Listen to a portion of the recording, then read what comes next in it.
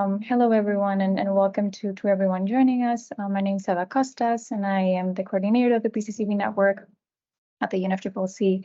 And I would like to warmly welcome you all to this event titled Capacity Building for Grassroots Women in Climate Action Through Storytelling.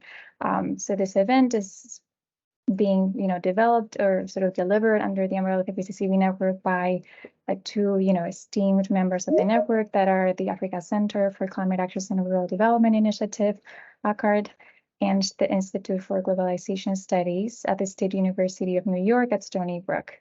We're really excited to see this collaboration between ACCARD Initiative and IGS Stony Brook and this is sort of the clear example of two members of the network really bridging both of their experts, especially on strengthening the capacities of grassroots women and communities to create today's engaging panel discussion. We very much look forward to hearing from the insights from the speakers, and especially as we explore the stories of empowered women, the evolution of gender collaboration through oral stories, the journey to women's leadership, and the shift in narratives of women's climate action over time. So, I mean, I think all in all, in a nutshell, today's dialogue is very much, it's a lot more than a discussion. It's all about, empowerment women and really recognizing their role as capacity builders and really as change makers in the climate crisis. But before we delve into the theme of the webinar, I would just like to tell you a little bit more about the PCCB. So the PCCB stands for Paris Commune on Capacity Building. It was established at COP21 in 2015, and the committee seeks to address current and emerging gaps and needs in implementing and enhancing capacity building in developing countries, with a mission to identify potential solutions to address these gaps and needs, but also a key focus of the PCCB is enhancing the coherence and coordination of capacity building efforts related to climate change. And I think this is where the PCCB network comes in, which I will tell you about in a minute.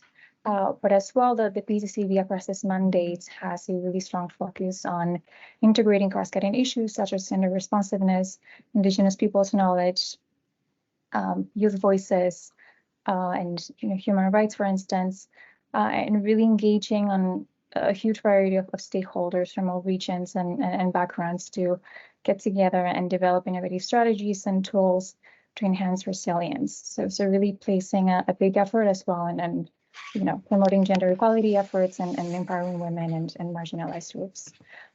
So today's panel, I think it's a clear example of, will definitely promote a lot more than, facilitating this knowledge exchange between the different participants, but also show the different collaboration efforts between women and, experts and policymakers and women in various different fields on how they're strengthening the capacities of grassroots women in climate action through storytelling. And we'll get to explore and harness the power of storytelling to amplify these voices, especially of those that are at the forefront of climate action. But with regards to the PCCB network, as I mentioned, to support this effort of enhancing coherence and coordination efforts of capacity building, the PCCB network was launched in 2020 as an association of interested stakeholders engaged in climate-related capacity building to essentially provide a platform for all of these stakeholders to share information and best practices of their work and really work with one another to amplify their capacity building efforts. As of today, the network has over 370 organizations from 93 countries. So it's again a very diverse network and working from different areas when it comes to capacity building in the context of climate action. And the PCCB, of course, regularly mobilizes the expertise and the knowledge and the wealth of knowledge of these different members, like ACCARD and IGS Stony Brooks, to engage them in events like this one and sort of really further and amplify their efforts of capacity building. So if you'd like to learn more about the PCCB and the PCCB network and how to become a member, we'll be sending the links on the chat. And I think with that, we're again very much looking forward to the session today.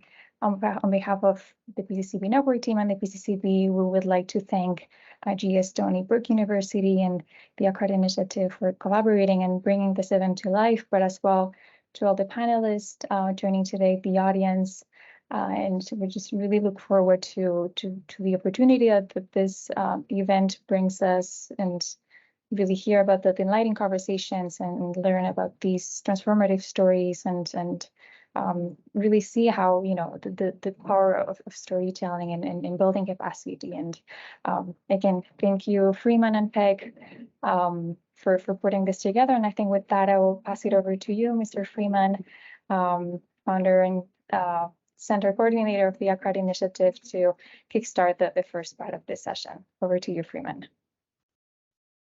All right, thank you so much, Eva, for the well thought out introduction of what the event is and how the PCCB is leading effort. So I have a very short time, so I would like to dive straight. So good morning, good afternoon, good evening, depending on where you are joining us from. So this event, Capacity Building for Grassroots Women in Climate Action Through Storytelling, it was a deliberate effort by the PCCB, Stony Brook University, and ACCARD to tell us about some laudable efforts grassroots women are leading. But why do we have to bring out this kind of topic at this time? We do understand that climate change is biting hard and biting stronger, especially the impact is getting worse at the grassroots. And who faces the weight of climate change are mostly women and children, you know, because these are the groups that are a little bit more vulnerable. For example, when there is no water, drought, for example, you need women, children, or young girls to go look for water. And also, if it's food, you send them more distant places to get maybe food or water. And some kids have actually faced abuses in the process. So which is why we thought that it is good for us to start knowing some of the challenges, and not just the challenges being faced on the ground, because we have had stories whereby children go fetch water, for example, in streams, and they get raped. So these are issues that are often not talked about, even climate change, human rights issues, or discussed maybe on certain global platforms. And also children have left school, for example, not to go about developing themselves just because climate change is biting hard. But the truth is, we have also seen women at that grassroots level making huge efforts. For example, we have had states in Nigeria like Bayelsa State, Delta, whereby people are making efforts. So we want to just categorize some small efforts that people are making on the ground. So one, we want to say that capacity building for women and young girls has been a huge gap that we tend to fill through this conversation. And also, we saw that the knowledge at the grassroots, really that it is low, not to the fact that it's really low, but sometimes they understand climate is changing or the environment is changing, but the big term climate change is the only thing that is a little bit vague or a little bit new to them. So what we are doing on the grassroots is to make them understand that these changes to your livelihood, your survival, or maybe your existence is all about climate change. So, and also, we also try to see how women can lead action. So what we do so far in ACCARD is that we have tried to organize a statewide capacity building deliberately for this group of people, women and children. So we have a state-led capacity building, and that was the first program. We met an organization like Fidelia Oyemeke Foundation. Then it was actually not Fidelia Oyemeke Foundation. So we did a state-led program. She leads a very big church. So we know that the role religious leaders play, for example, in climate action that has actually not been properly mainstream. So I spoke to her, I said, no, you have to, after the training, every year, we did the first session, we did the second year, we said, no, it's time for you to register a more coordinated front, which is the Fidelia Oyemeke Foundation. And from that time and now, there are a lot she has done, which she's going to share. You know, so this is the kind of effort being led and religious people, for example, to form climate groups or lead SDG 13, which is climate action. We have also trained them what climate finance is. So we have done this climate finance training with the World Bank. Africa Development Bank to build capacity and also open opportunity for women. We have also trained in flood response management. We have also engaged with higher institutions to have evidence-based research to support women work on the ground. So we have also had like climate conferences we host every year and pre-COP meetings before the big COP. You know, like for example, in Dubai, we have a regional COP. We have also done the establishment of environmental clubs.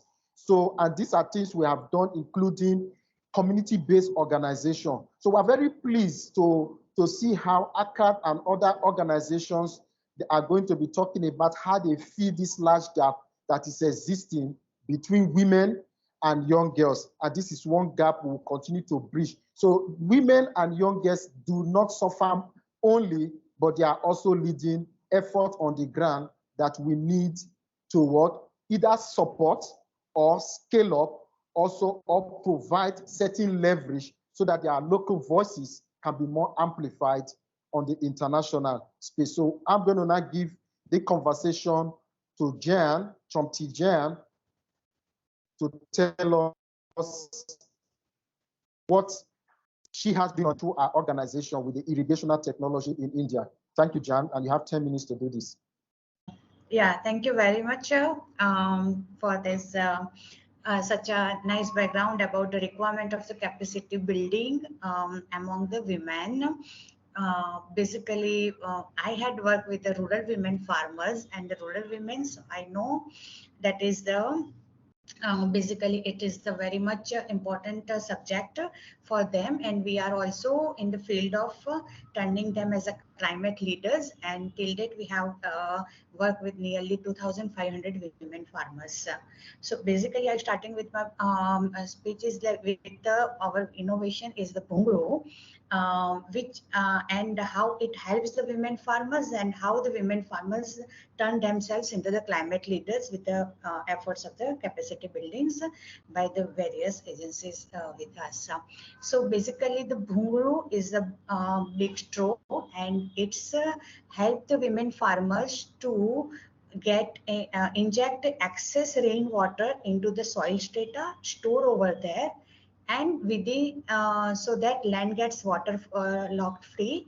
In the monsoon season they can get the crop, and in the dry season from the same pipe they are lifting out the water from the same pipe lift for the irrigation purpose. So 0 crop to 2 crops.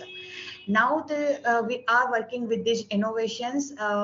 We have I mean, women farmers have helped us a lot in terms of developing this in a technology at the grassroots levels, and this shows so much patience. I mean, 6 to 7 years, and by trial and error, this technology has been come out, and we are working right now in 18 states of India, and also out of the India, it's successfully piloted in Bangladesh, Ghana, Rwanda, and Vietnam. So this is and successfully we have been reached up to the 125,000 farmers, in which the 50% farmers is the women farmers. Now farmers, so we decided that from this technology the maximum benefits get by the women farmers. So we involve them right from the beginning of the technology implementations to the right now they are expanding the technology at the various states and the various countries. And in these efforts, we have started the work from the very small pocket, like in the one district of the Gujarat state of India, which is located in western part of India. Now we are working as a globally because of the efforts put by the various agencies like WECF, like WIDO, like PAG, who has came over all the over here and then heard the voices of the women farmers and reached it out over the I mean vast audience and at the global level. So we able to convey this technology in the global level. It's awareness raised among the others networks also, and now the many farmers and especially the women are joining with us. And this technology we have put it in an open source because so that we build the capacity of the other farmers other states, other countries, and so that they can carry forward this technology in particular that region. So it is the open source, but and we are also open for implementing this technology wherever the flood and drought problem is there. So yeah, so thank you, Freeman, for giving me an opportunity to speak. Okay. Thank you very much, and for working with time. So you still have to hold on because participants will have to ask some few questions to understand about the irrigational technology. So I think we should pass it. Anne, are you online? So it's very nice to be present here. My name is Anne Barr. I represent Women Engaged for a Common Future, which is a member of the Women and Gender Constituency, an observer group of the UNFCCC Climate Convention. And as a member of the Women and Gender Constituency, I participate in the PCCB meeting during intersessions and COPs. And I'm also, our organization, WECF, is a member of the PCCB Network. So it's a great honor and pleasure to be with you today. And thank you so much, Peg, for your invitation, and to the PCCB and also Freeman from ACCARD for inviting me.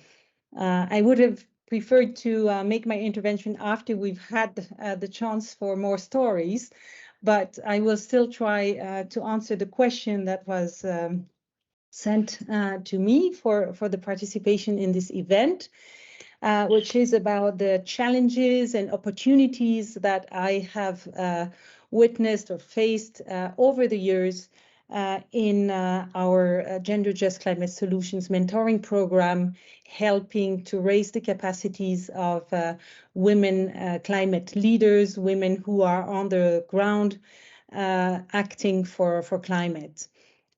Indeed, the Gender Just Climate Solutions is a program that was started at COP21 in Paris, so already 8 years ago, to showcase exactly what actually Mrs. Peg Spitzer is doing in her book and what we are here talking about, showcase how wonderful and really courageous grassroots women are implementing climate solutions, relevant and appropriate climate solutions on the ground. And this program runs in the form of an awards with a call for contributions every year and an award given during the COP by women ministers of environment, by a representative of UN bodies, very high-level people who connect in this way with grassroots women. In the program, we also have mentoring activities because we feel it is tremendously important to support and continuously feed and nurture people who are working on the ground to help us face the terrible climate challenge we have to face.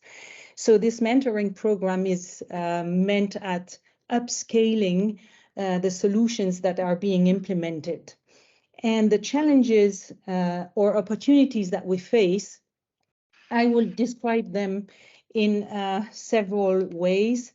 The first one, I think the first big challenge to my point of view is a language disconnect or a semantic disconnect between grassroots people, grassroots women in particular, and the political decision makers at the UNFCCC level, who just simply do not speak the same language. So on the one side, you have people geared toward practical action, toward responding to immediate needs and to local action and immediate urgency. On the other hand, you have people that look at things from a national or even global perspective and look at political frameworks in a very long time frame, with also geopolitical challenges, I would say, and very difficult sometimes, but very strong and historical political frameworks. So these are very different languages. And the first challenge is really to find ways to connect these peoples, because that's what's needed. We cannot implement climate policies that are decided at the national or international level without the people on the ground. And it's important that also political decision makers understand which are the challenges of the people on the ground.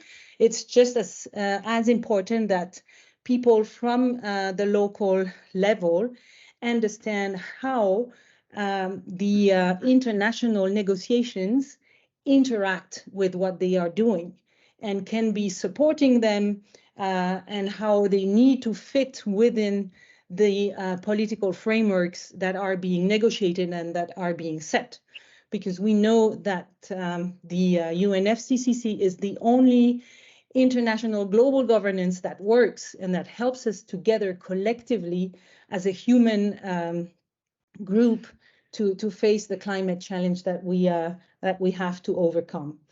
So that's one first element, and it is a challenge in one sense. It is also sometimes a very big opportunity because it helps us understand better which are the challenges. It nurtures our advocacy work as observers in this UN Climate Convention, and it really brings us so much information, so much experience that really helps us conduct our advocacy, but also helps us to convince political decision makers that there are some very relevant elements there.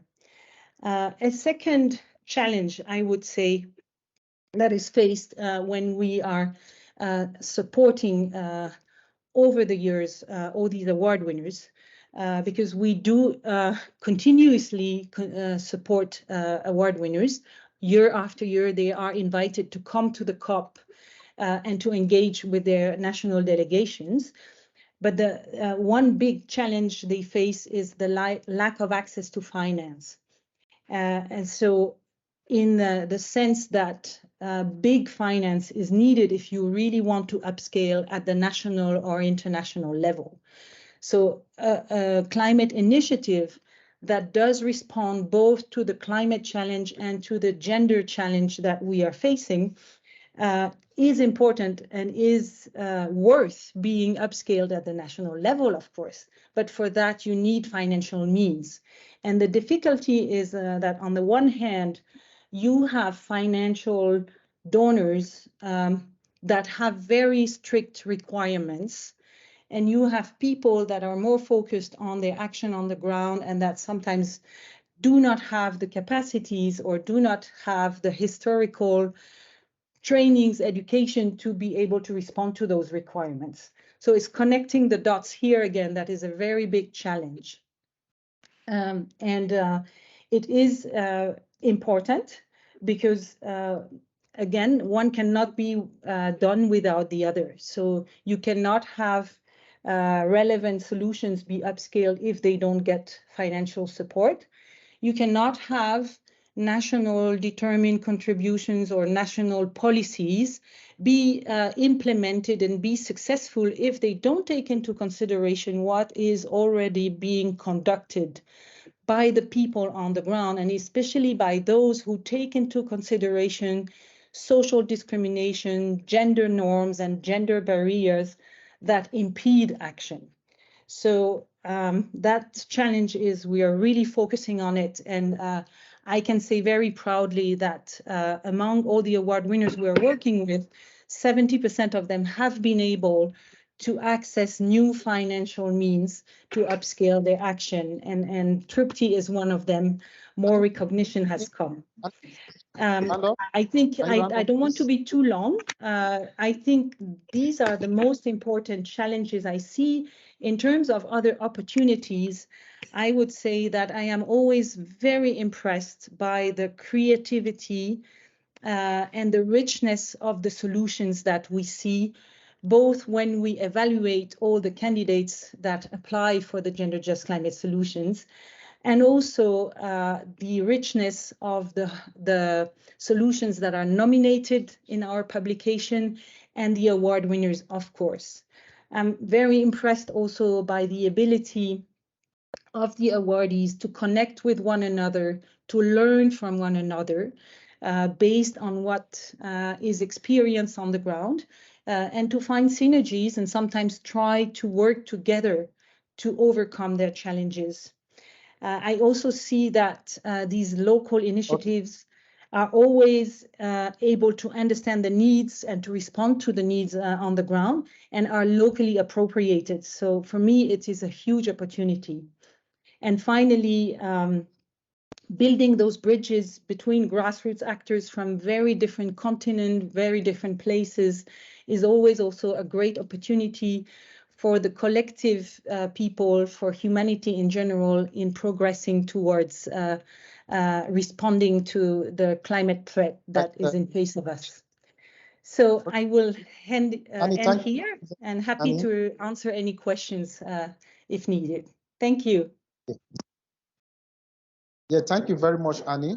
So please, like I said earlier, you just need to hold on because we would like to know more about your solution and the award so that women here can also participate, or join in either this year's call or next year.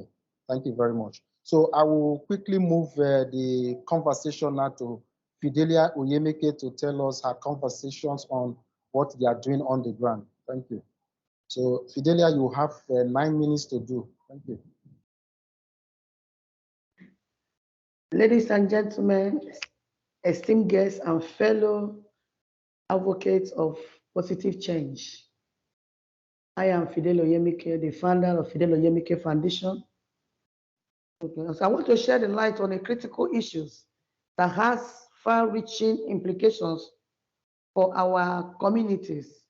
As a founder of Fidel Oyemeke Foundation, I stand before you to address the profound impact of climate change on the women of our region, Ndokwa Nation, which comprises of Ndokwa West, Ndokwa East, Ukwane local government of Delta State of Nigeria. We have been facing the adverse effect of climate change that disproportionately affect women. The intricate connection between the environment and gender cannot be ignored.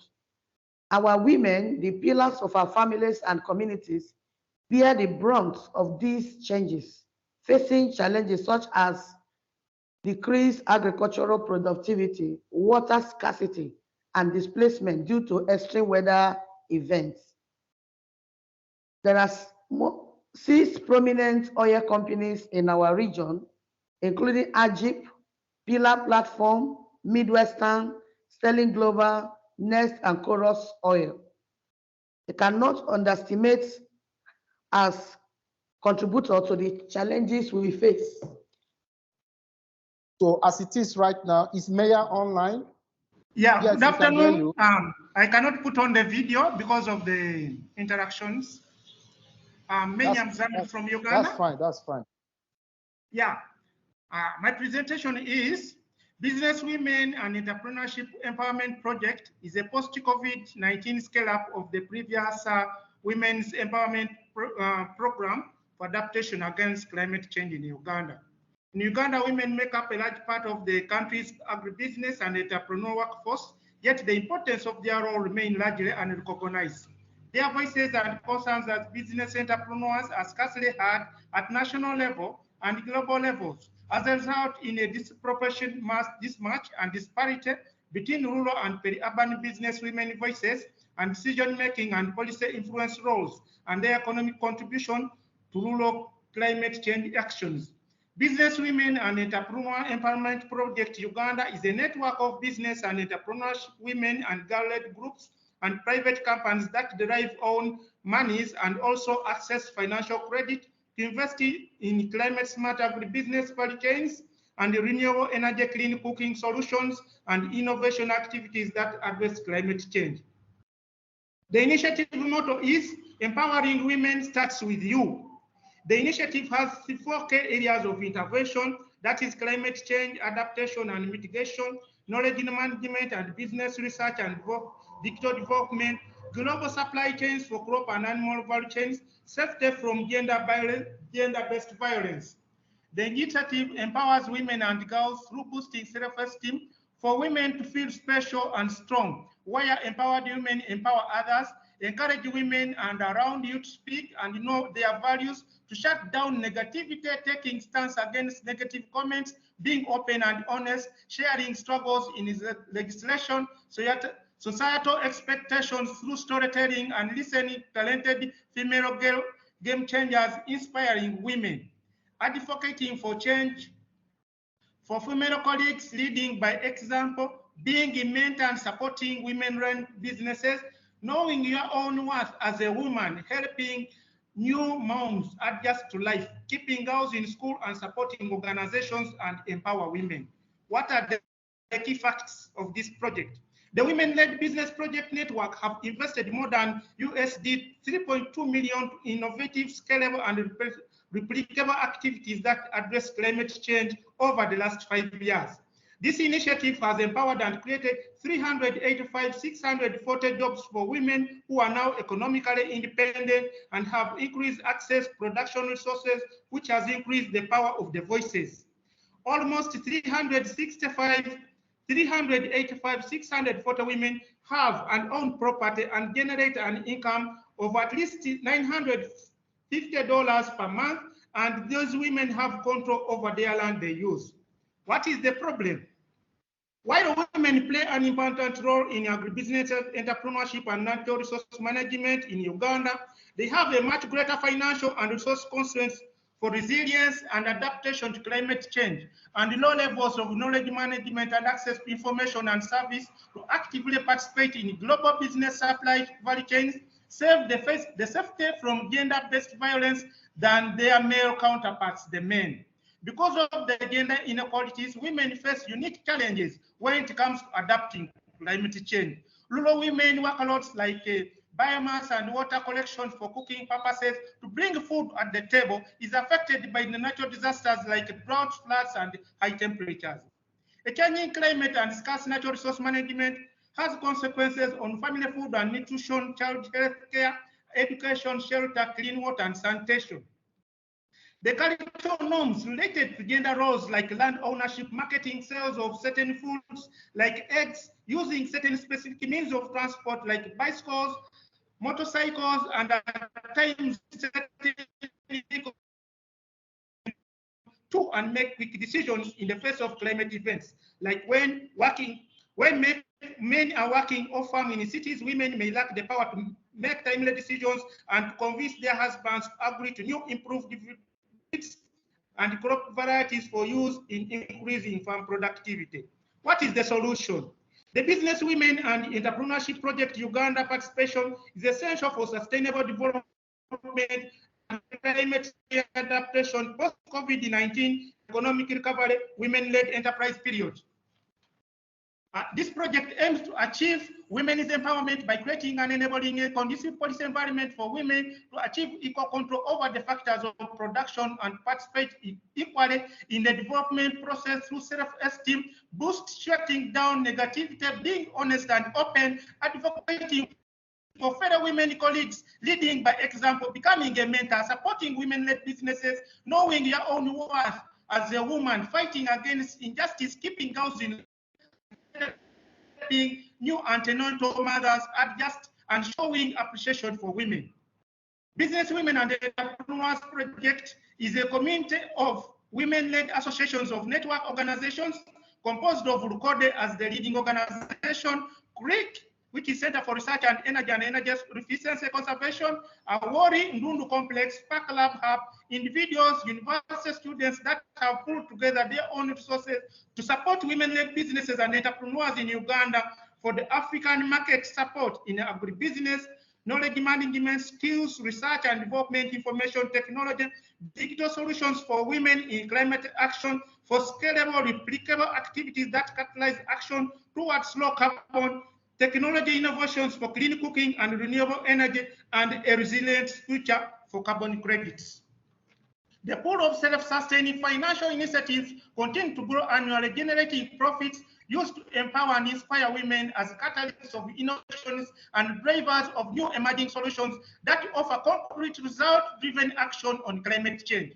The initiative promotes resilient livelihoods through adaptation and mitigation against climate change through sustainable land use and management, protection of international waters, crop and animal value chain businesses and enterprises. It also promotes economic empowerment of women through renewable energy and energy efficiency of clean cooking technologies, of improved cook stoves, biogas technologies and innovations, briquettes and briquettes, waste recycling and waste material management, biodiversity protection, and a business and enterprise development.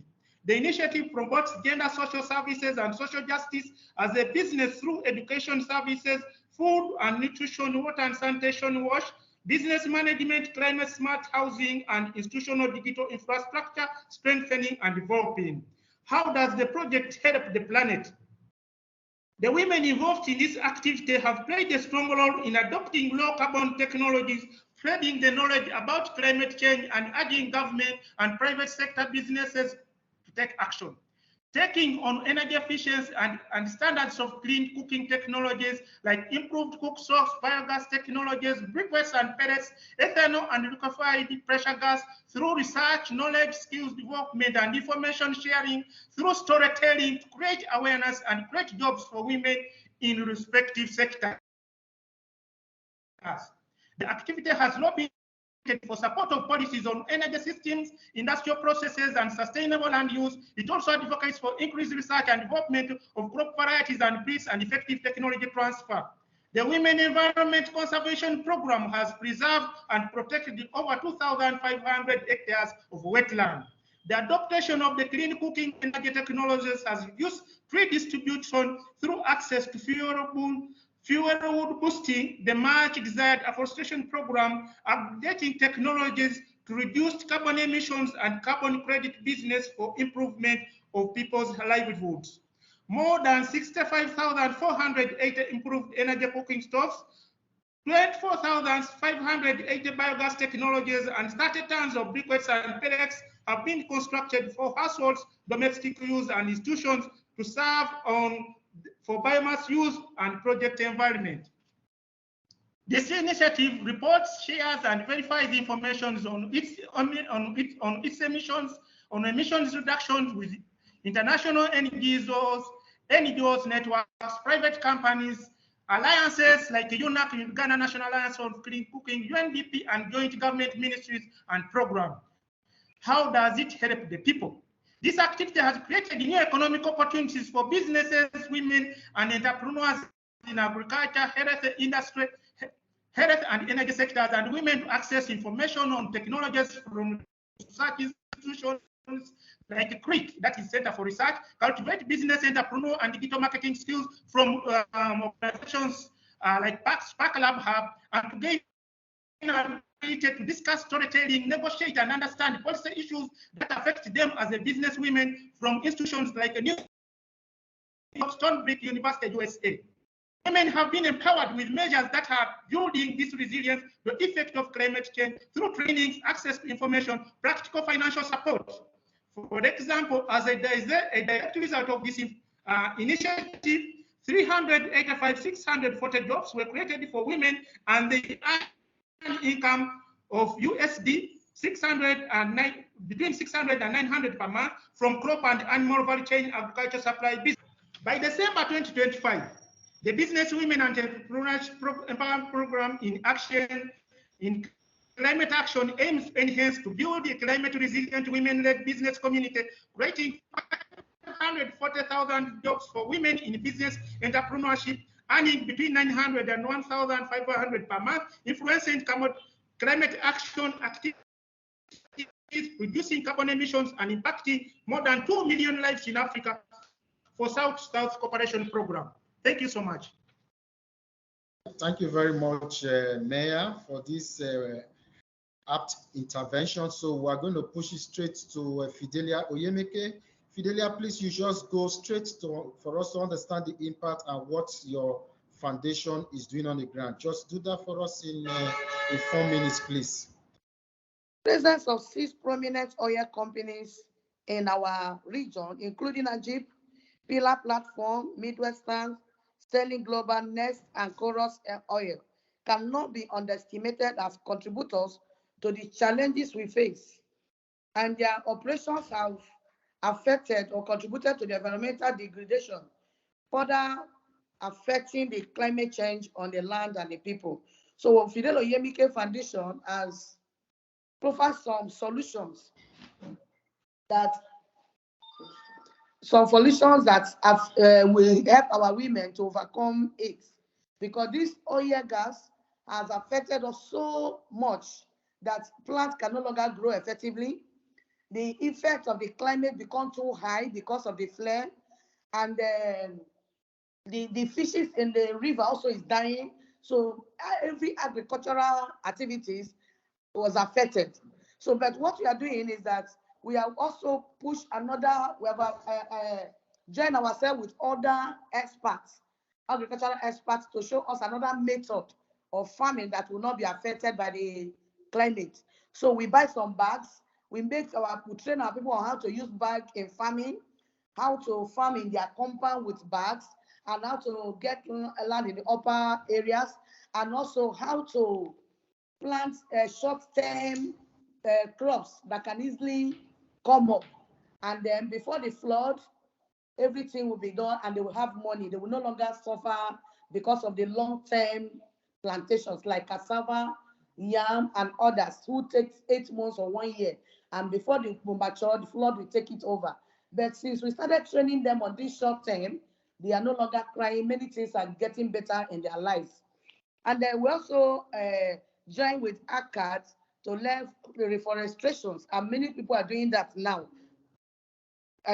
More than 300 women on the 3rd of June 2023 was trained on reforestation, and they started planting, and things are working out for them.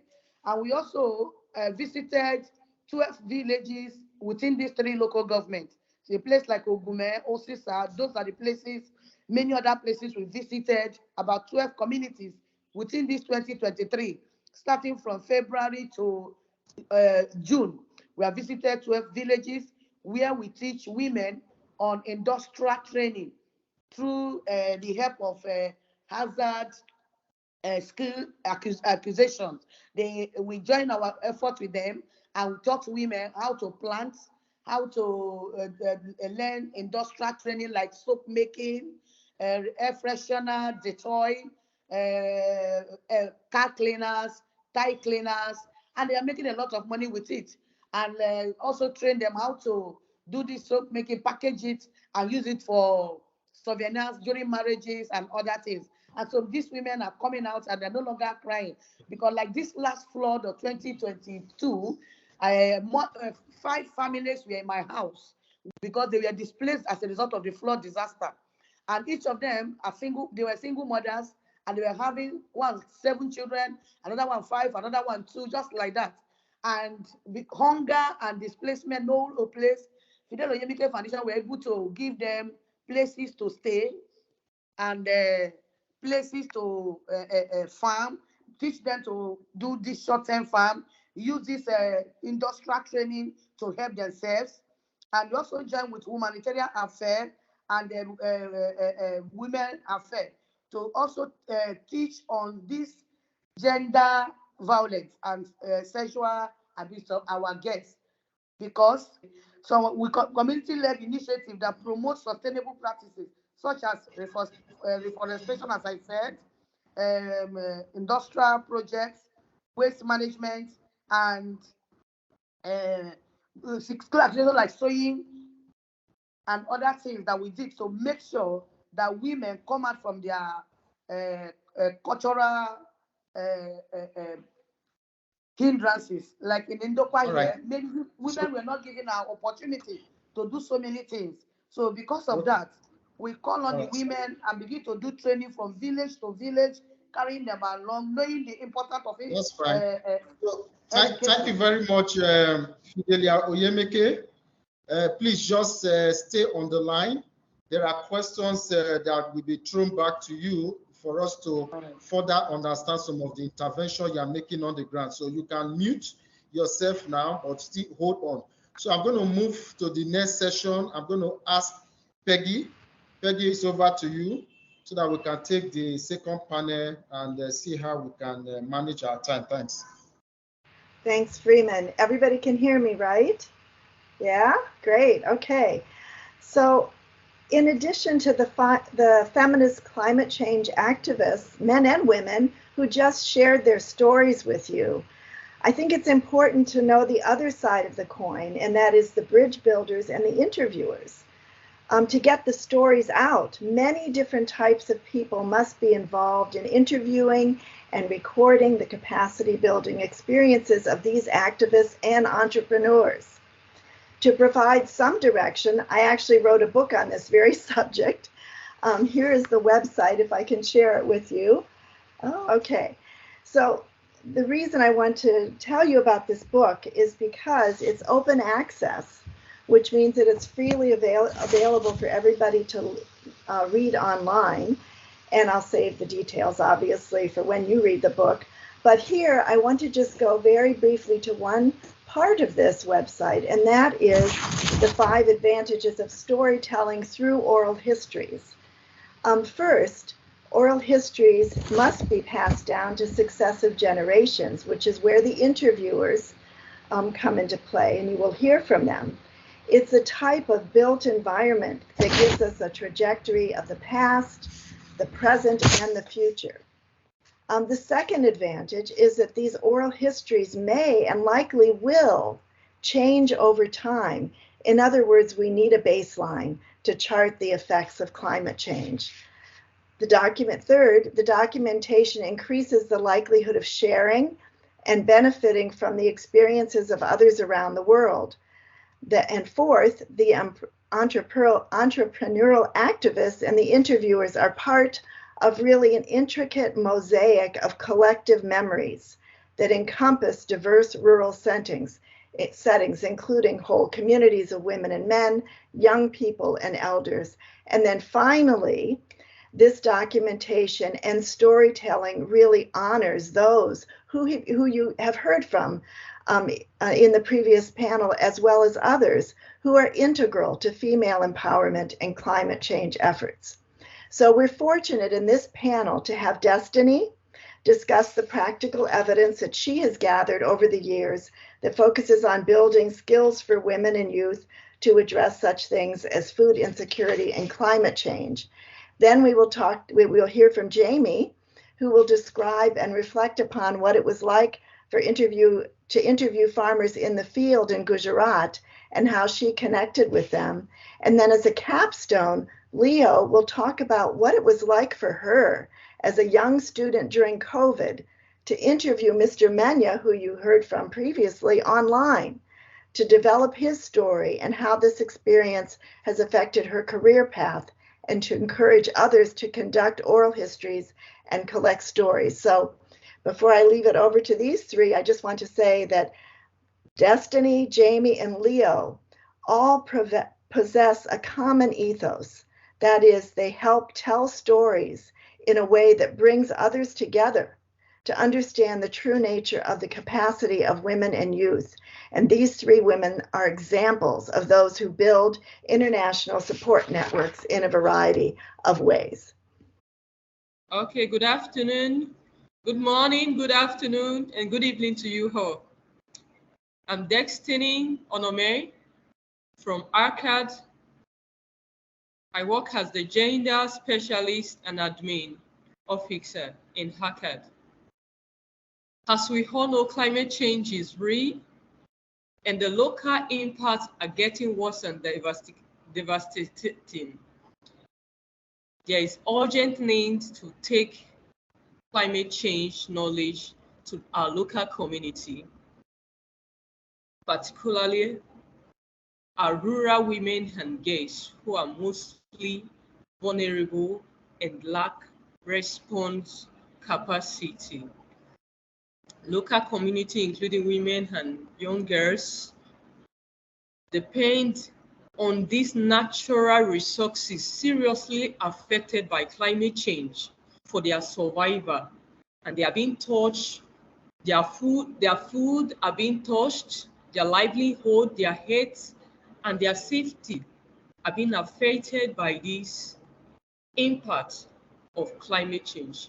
In ACCARD, we help to deepen climate change awareness at the grassroots and the community, the local community, to help mitigate potential climate damages and also accelerate their recovering effort, especially from flooding, increase in temperature on their livelihood, their health, and also bad practices, farm practices, such as bush burning. In regards to flooding program, we make supporting effort on ground by bringing state and local government as well as the local community to discuss better way to manage the flooding and give advice on better planting season and planting types. Also, we encourage them on locally adaptive smart agricultural practices using hybrid crops and resisting seedling for planting. We also discourage planting on low-lying lands area and flood-prompt area also. We also discourage the use of chemicals for planting, which has effects on human health. In ACCARD, we engage and provide training for them on alternative livelihood and entrepreneurial skills. These training and activities has helped to increase their incomes. For example, these women now engage in small-scale businesses and some other vocational skills like hairdressing, tailoring, and catering. So this and has helped to boost their financial confidence and climate change resistance. We also support local community to form small coordinated group in order for them to interface with government at all levels, as well as international support if possible. This has helped them in knowledge sharing and exchange of ideas on business opportunities.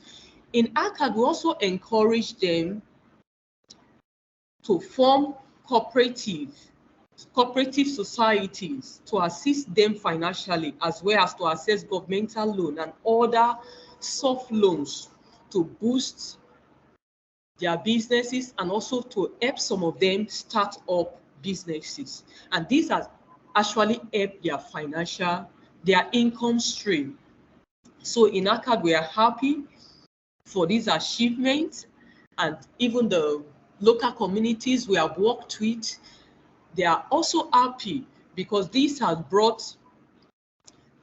helped them to recover from all these climate effects on their livelihood, and also help to minimize some of the abuse some of these are women face as a result of the impact on climate change on them.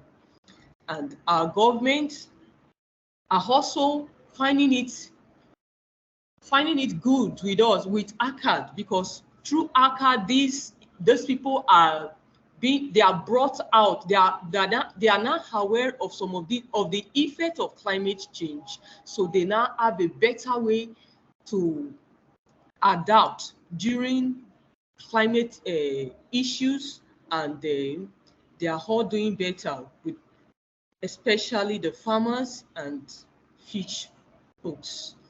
Thank you very much. Thank you so much, Destiny. That was really, really interesting and wonderful.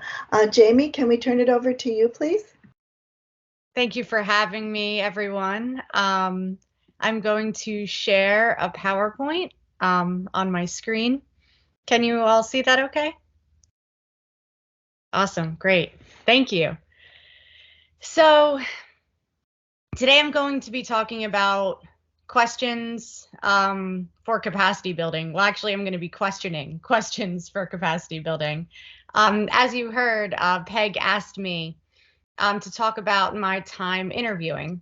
And so I'm going to tell you a story about that.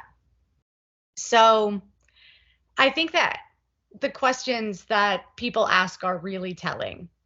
As an assistant professor at USF, the University of South Florida, in sociology, I find that I would almost rather evaluate my students by the questions they ask rather than the answers they give. Some of the questions my students ask can make me feel like they are really paying attention, that they are thinking deeply and freely. Of course, other questions they ask, like about due dates and clarifying questions about assignments, also give me information, like that the student might be anxious or nervous about their ability to complete an assignment, or give me insights that they may have been criticized for not following directions by past teachers. In my teaching, I find my students' questions very revealing. I have only recently, though, applied this lesson about questions to my own research. When doing research, we tend to ask a lot of questions and form hypotheses based on them, like how does climate change impact women? Or how do women become involved in community climate change resilience projects? Our questions as researchers come out of how we were trained and what we have read, but also reflect a larger ideology or narrative. When doing my PhD work in sociology, where I first met and had the honor of working with Dr. Christoph, or Peg, I learned how some questions were more important or valid than others in my field. That you had to ask questions that were more publishable in the field, questions that would be valued by employers on the job market. And as you can imagine, this seemed limiting to me, and me and Peg shared this. It seemed like there was something else going on behind the policing of research questions. I now understand that research questions can confer legitimacy, signaling to others in the field that you're a part of it, while also reifying or policing what questions are even considered worth asking. Thanks to Trupti, who you heard from, and many others, I began preparing with Peg to visit several villages in Gujarat to ask the actual people who use the Bunguru technology, which, as we talked about, was the winner of the United Nations Momentum for Change Award for Women's Empowerment. And it uses water irrigation technology to overcome the increasingly unpredictable monsoon season. Here's a little graphic of it. I'll show you later more about that graphic. Having discussed and written about the technology for a few years as this shining example of climate change technology, adaptation, and mitigation, while also empowering women, the people who actually used the technology were basically celebrities to me. I had so many questions. But adhering to my training, I made sure that all the questions I proposed were linked to previous literature and research and were of interest to my field. Upon our arrival to the villages, the revision of our questions continued with our whole team. On site, pictured here, we workshopped our questions with the program officers, as well as Druti Thakur and Herchi Kargard, the interviewers and translators. Here's some more pictures. We ran a pre-test for the questionnaire to make sure we were doing it right, seen here. Through these sessions, I learned even more about questions. Questions show a particular perspective. Questions can show bias. And many of the questions I proposed were, on second thought, rather questionable. For example, I made all kinds of assumptions about work, education, and money, looking back, that were clearly projected from my own experiences growing up in the United States. Asking how climate change impacted someone's community assumes we all have the same definition of climate change, that we call it that. And the same goes for how we think about community, or who is included or not in that. Many questions also made assumptions of normality. Like within them, I was unknowingly insinuating a normal, which also communicated that what I learned was either more or less valuable. For example, the oldest man in the household usually handles all of the financial things, and so I shouldn't have been asking anyone else those questions. I was also trained to ask the same questions to everyone interviewed, all in the same order, to prevent bias. But in the actual field, it was clear that it was way more important for us to ask questions that seemed relevant to the people being interviewed, rather than keep some specific script that I feel like probably made all of us uncomfortable. For example, Druti and Hertree usually led with asking questions about how many children they had, if they were partnered, but they only asked those things like if there were children around, right? Or they got some sort of sense from the context what was going on. In fact, the way I was trained to ask questions by my field is also radically different than the questions, for example, my family and I would respond well to. And in similar ways to the farmers. Like, instead of how has climate change impacted your community, my dad would be much more comfortable answering the question, how has weather changes impacted your life here? Of course, there are cultural differences that make us special and important, things that tie us to a particular place and time. But when it came down to it, family and friends, laughing and sharing fashion tips, tea is very important, connecting, and just talking, just being together, are things that we all valued. So, as someone who helped with the interview process in the field, if I could, to answer your question, Peg, I would go back and tell myself that it's not just okay, it is important to change your questions. And when you get more information, that getting to know people, sharing tea, hugging, and taking pictures is actually part of the process. Interviewing is not just getting data, it's making a connection, friendship. Plans and things change, and it's okay to just roll with that. I also would tell myself to pay attention to the questions those around me asked. I remember Druti and Hertree telling Peg and I how many farmers were asking, why do they even want to interview us? Why do they want to know about us? And it's because we know their experiences and stories are important. Our team made actually several websites showcasing and preserving their stories. They matter. And we, our larger team, led by Peg, want to honor these stories. So I'm going to show you a few of these now. So this is the Mirroring Hope Irrigation Technology Oral History Project, which I'll make sure to put this link in the chat so you have access to it. Here we can click and see things like the actual interview, the transcript that folks work so hard to make, photos, and other information. We also have the larger website of Mirroring Hope, developed by Schema Design, which has, these really cool graphics and images, really gives you a sense of what's being done, of this awesome technology and the ways in which it works in people's lives. There's also more information, the story, the map. My favorite part is the profiles. So you can organize them in many different ways. Many of these are sociological categories, like who had access to the technology, gender, literacy level. And then you can click on individual people, learn about them, and read a quote. Before the water problem, we migrated from one place to another to find fertile land. that is gone now.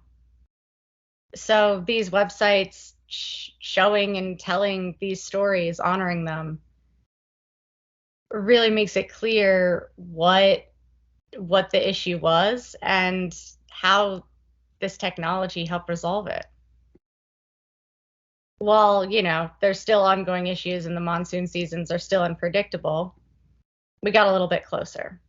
So to conclude, questions: what is asked, the way they're asked, the context, and much more can actually convey your respect, compassion, solidarity, friendship, mutual understanding, and much more. Questions are not just ways to get information or data or form hypotheses, but to actually make connections. And they matter. Thank you. Thanks, Jamie. Really great work. Thank you so much. We can now move on to Leo Koga, who will present her side of the interview process. Thank you so much, Jamie. Thank you, Peg, and hello, everyone. It's nice to see you all. Before I begin, I just want to make sure that everyone can hear me. Good, okay. So when I first took on the role of an interviewer for both the Mirroring Hope project and my own research paper, both during my first year at Stony Brook University, I felt I might have taken on a project that was outside my capabilities. My work was divided into two main parts. The first was conducting interviews of the 5 panelists in the Mirroring Hope project, which Jamie showed us previously. And the second part was writing a research paper focusing on this project. In this latter half, I learned about Root Code and their work in Uganda. At the beginning of this research journey, I did not yet understand the extent to which gender intersects with climate change, as this was not a topic I learned in high school or even during my first semester of university. As interested as I was in engaging in a more sustainable way of life, cutting down meat consumption, using reusable water bottles, utensils, and straws, and choosing more eco-friendly methods of transportation, such as walking or biking, I was comfortable in my own bubble because I didn't have to confront the unique impacts of climate change in other communities around the world and how it had particularly harmful effects on women. At the height of the pandemic in the United States, I felt the stress and confusion that many other people were also experiencing, wondering what each day would bring as we delved deeper into a pandemic world we had never experienced before. However, despite the uncertainty, I still wanted to learn and do something with my education that would help people somewhere. I cared, and still very much do, about hearing and amplifying the voices of those who tend to fall in between the cracks of society, whose voices tend to be women. When I first asked Mr. Menya if I could interview him online for my research project, a door opened to explore a new academic and professional passion. I had the incredible opportunity to speak directly with Mr. Menya, to interview him about Root Code, and to learn more about their functions, goals, and work they are currently doing. And in the process of doing so, I learned to find my own voice as well. This process of interviewing, researching, and piecing each part together into a cohesive narrative for my research paper was more complex and humbling than I had expected. In reflecting on the final product of my work, I would have liked to ask for a more personal insight into Mr. Menya's journey to creating Root Code, because I think the backstory and motivation to be involved in something greater than oneself are just as important as the current work that is being done. I saw the paradox of women's roles in climate change resilience. While women have the cutting edge in agricultural output and production, their presence in the marketing field is extremely limited, with policies corresponding more toward men. I learned how Root Code is working to include women in all parts of the value chain, production, marketing, and exporting, to remedy this paradox and gain not only financial independence, but also increase women's confidence and their voice. I became inspired by the power of local movements in building entire communities from the bottom up. In 2016, the United Nations awarded one of RUCODE's projects called Women's Empowerment for Resilience and Adaptation Against Climate Change as a finalist in the UNFCCC Women for Results competition. This project enhanced sustainable land use and built a climate resilience community of 454,680 rural women and their families along the River Nile, Lake Victoria, Lake Kyoga Basin, and the Greater Karamoja region to benefit 3,182,760 people. And this all started at the local level. First, by collecting at least $1 from each woman once a week to generate a pool of funds from which women borrow and invest into income-generating activities that address climate change.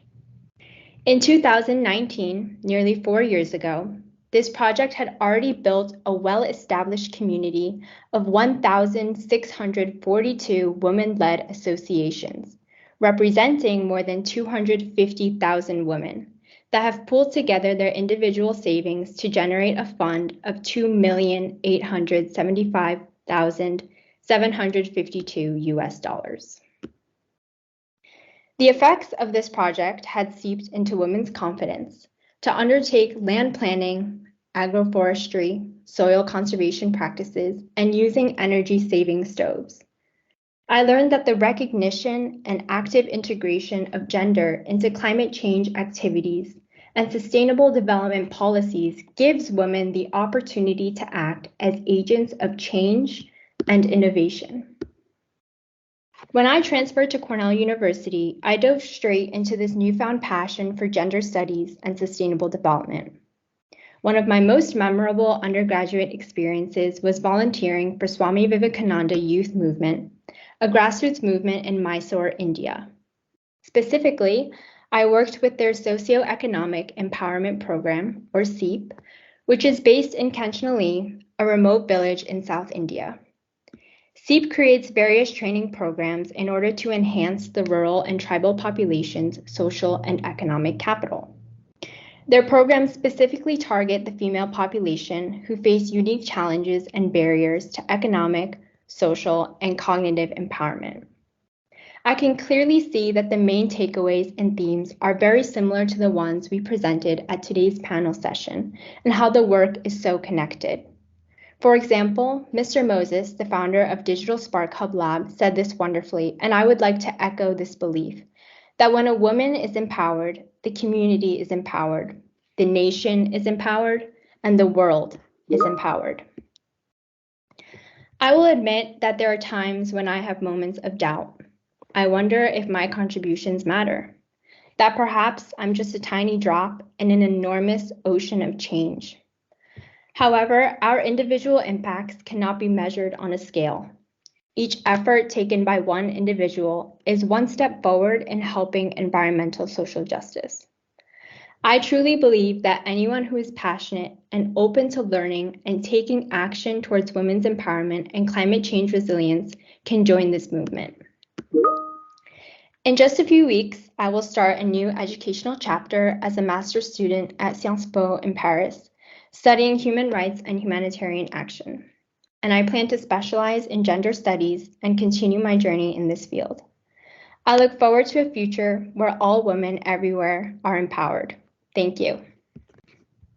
Thanks so much. I really, really appreciate all of the stories that we've heard today. I think Ava will have a few concluding remarks, and I would also like to thank our audience for working through with us these various stories that we have, as you can see, very diverse parts of the world and actual just perspectives.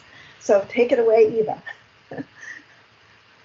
Thank you, Beck. Actually, we have Rasul Martinez, co-chair of the PCCB, joining us. So I'll pass it over to Rasul for closing remarks.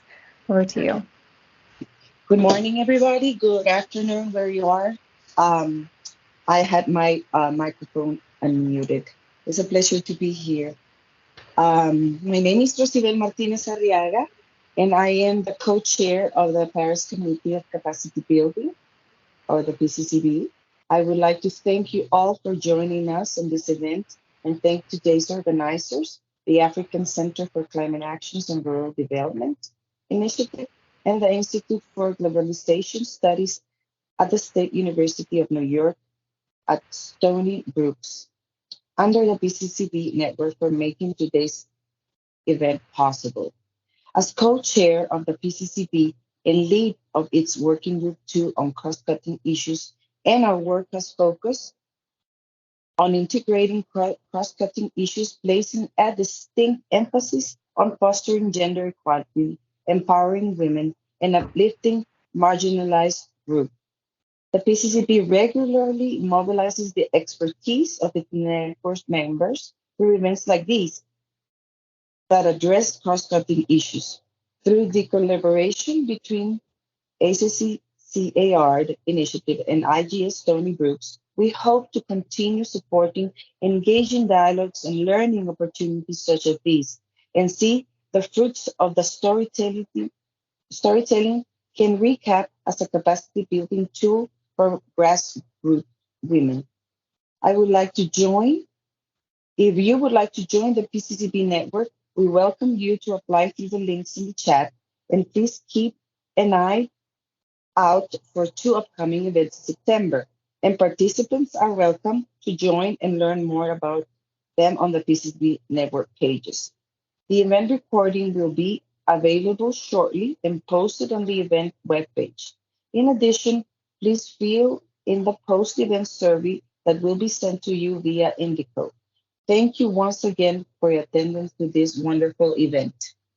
Thank you all for being with us and sharing with us. And, this is wonderful. So I really appreciate the effort and the work that was put in to make this such a successful presentation. So thank you all.